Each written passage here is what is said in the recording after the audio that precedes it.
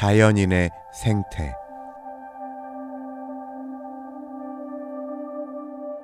나는 한 농가를 안다. 그것은 두만강에서 한 20리쯤 송진산 쪽을 향해 들어온 20리 평방이나 되는 분지에 있다. 사면이 산으로 둘러싸였지만 분지 자체는 평평하고 그 가운데로 크고 작은 시내들이 흐르는 고장이다. 거기 있는 농가들은 모두가 자급자족을 한다. 그 중에서도 내가 자세하게 아는 한 농가를 샘플로 들어보자. 집은 기와집인데 서쪽에 서당방과 거기 달린 부엌방과 또 이어지은 곳간들이 있다. 그중 한 방은 배 짜는 흙바닥의 마루방이었다. 집의 원체는 장방형으로 된 건평 약 60평 정도의 집이다. 웃방, 사잇방이 남향이고 농방, 안방이 북향이다. 이 네 방은 모두 벽으로 독립되고 통하는 문이 있어 닫으면 독방이요 열면 통하게 되어 있다. 셋방에서는 시부모가 자고 안방에서 맏며느리 부처, 농방에서 둘째 며느리 부처가 잔다. 웃방은 손님용으로 비워두지만 필요하면 셋째 며느리 부부 침실로도 쓴다. 이 네 방에 이어서 두 방을 합친 큼직한 방이 하나 있다. 그것이 부수막이니 정준이 하는 말하자면 부엌방이다. 부엌이 방으로 되어 있기 때문에 오히려 거기가 더 따스하고 넓어서 마음에 든다.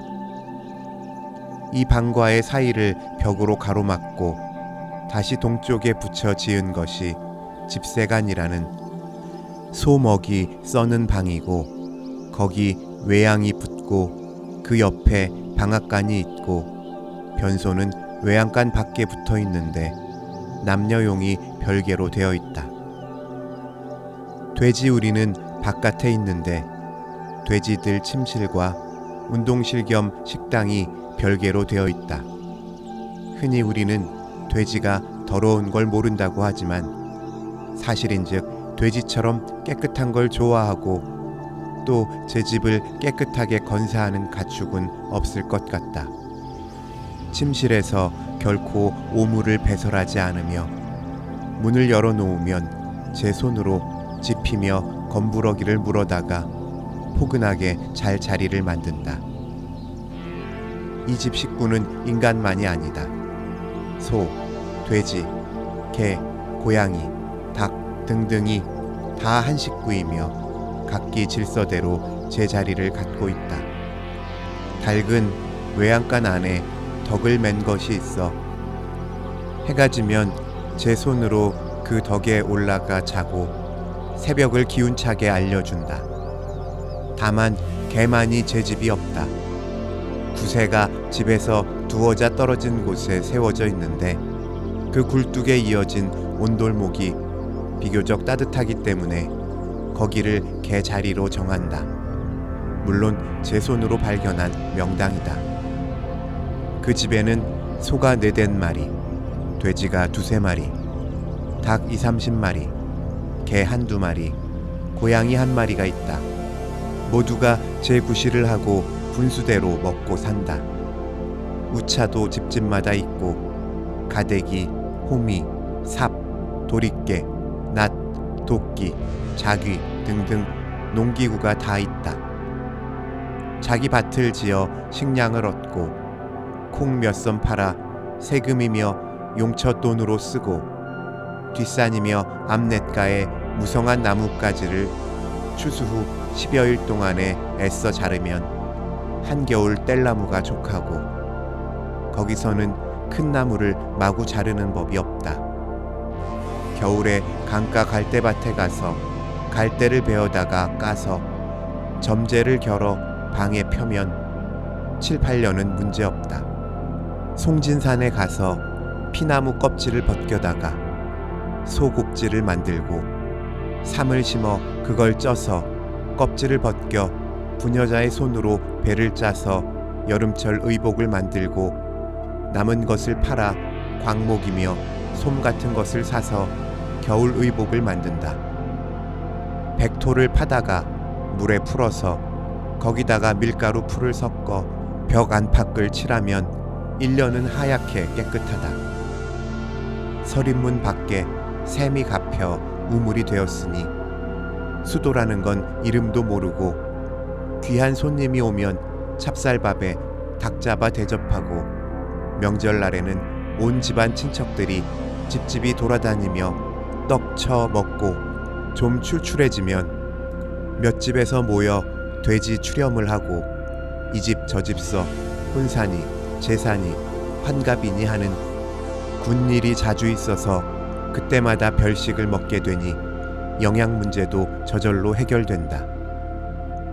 이런 생활을 제대로 해가려면 안팎에서 일체가 되어 부지런히 서둘러야 한다. 노인이든 어린애든 놀고 먹는 식구는 하나도 있을 수 없다. 하여튼 이 농촌의 생활은 이런 것이었고 또 을에 이렇게 살아야 하는 그 밖에 다른 길이라곤 있을 수 없는 것으로 알려져 있다. 도적이란 것은 평생 가야 들어본 적이 없고 남녀 간의 풍기문란 같은 것은 있을 수 없었다. 결혼 전 연애란 상상도 못하는 것이요. 무언가 그런 소문이라도 있으면 그 집에서는 그 동리를 떠나야 하는 것이었다. 교육이라면 한문 서당이 있는 것뿐. 그러나 저물도록 한문을 읽었자 출세할 길은 없으니까 돌아드는 고장은 역시 위에 말한 그런 생활이었다. 그들의 생활 철학이란 지극 간단한 것이었다. 부지런히 일해서 먹고 입고 장가들고 시집가고 아들딸 낳고 관혼 상제에 예부터의 관례를 어기지 않고 동리에서 인심 잃지 않고 그렇게 살다가 제명에 죽으면 그것이 팔자 좋은 사람이라는 것이다. 낙을 본다는 것은 될 수 있는 대로 일찍 장가들어 일찍 아들을 낳아 그놈이 일찍 농군이 되어 일에 헐수를 하게 되는 그것이었다. 아주 엉뚱한 생각을 한다는 것이 아들에게 글을 읽혀 벼슬을 시킨다는 것인데 하다못해 면석이나 군 주사라도 하면은 야단스레 뽐내려 든다. 이렇게 농사 안 하고 사는 사람은 놀고 먹는 상팔자에서 모두들 부러워한다. 그들은 자연 속에 자연적으로 나서 자연과 함께 살다가 자연 속에 묻힌다. 풀이나 토끼나 소가 자라는 것과 별다른 것이 없다. 그것들보다 지능이 높다는 것뿐이다. 그러나 그건 소가 사람보다 힘이 더 세다는 것과 엇비슷한 얘기다.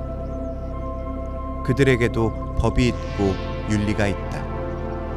그러나 그것은 법과 윤리를 법 정신이나 윤리 개념 그것에서 각자의 인격적인 결단을 통하여 행위에 옮기는 것이 아니라 다만 그것이 이전부터 전승된 풍속이요 습관이기 때문에 따지는 일 없이 그대로 복종하는 것뿐이다. 거기에 현대인이 말하는 자유니 인격이니 하는 또렷한 개념이 성립돼 있는 것은 아니었다. 고요한 아침의 나라랄까, 침체한 나라랄까, 하여튼 무던히 안정된 동리였다.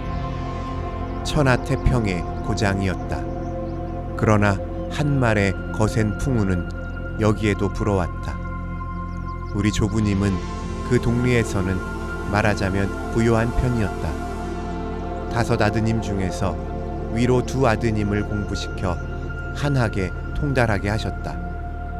맏 아드님은 젊어서 집을 떠나 평생을 서울에 계셨다. 국내부 내장원에서 무슨 과장을 하고 계시다가 이준 열사 헤이그 사건을 계기로 관직을 그만두시고 적극 개화운동에 참여하셨다. 서북학회를 만드는 일, 신서적 출판하는 일, 오송중학교 교장 등등 신문화운동의 선구자 중 하나로 지내셨다. 그게 조부모님에게는 아주 못마땅하게 여겨졌다.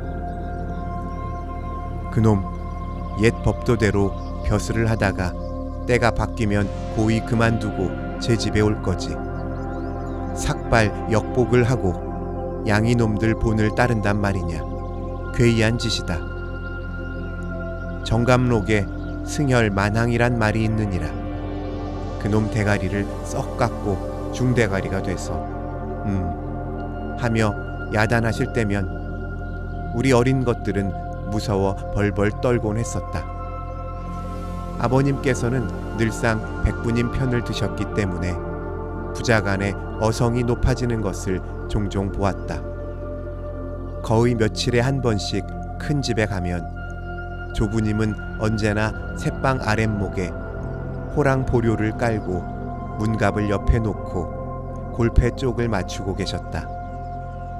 우리 같은 곁집 손곤이 앞에와 절해짜 눈여겨보시기는커녕 말씀도 하시지 않았다. 그때 우리 어린 것들에게는 할아버지 무섭다 하는 인상밖에 남는 게 없었다. 내가 12살 때였다.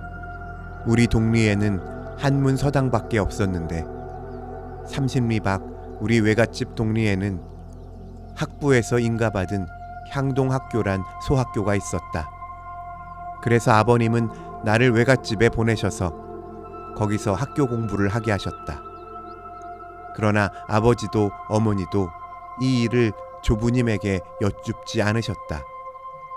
몇 달 후에 내가 머리를 깎고 삽개를 쓰고 집에 와서 큰 집에를 갔다.